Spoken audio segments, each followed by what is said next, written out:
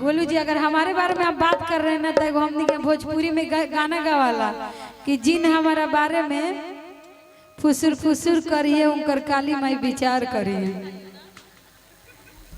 तो बस ये समझ गए बेचारा के आज पीछे पड़ गई बड़ी। आओ कि बबुआ हमारे आधे राज होई है राजा धीराज होई है राजा धीराज होई है हो ए लालना घरवा के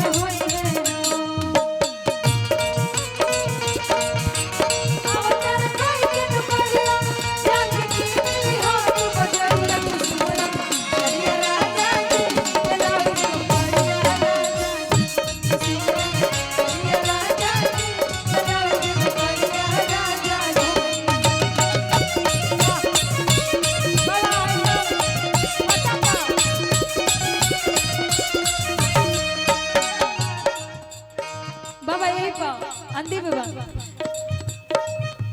एगो गाना खत्म कर देबो।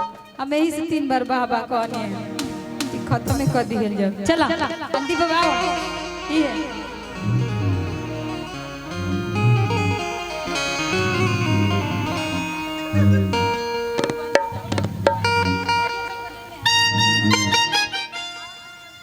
चलिए इसको इसका मुखड़ा खत्म कर हम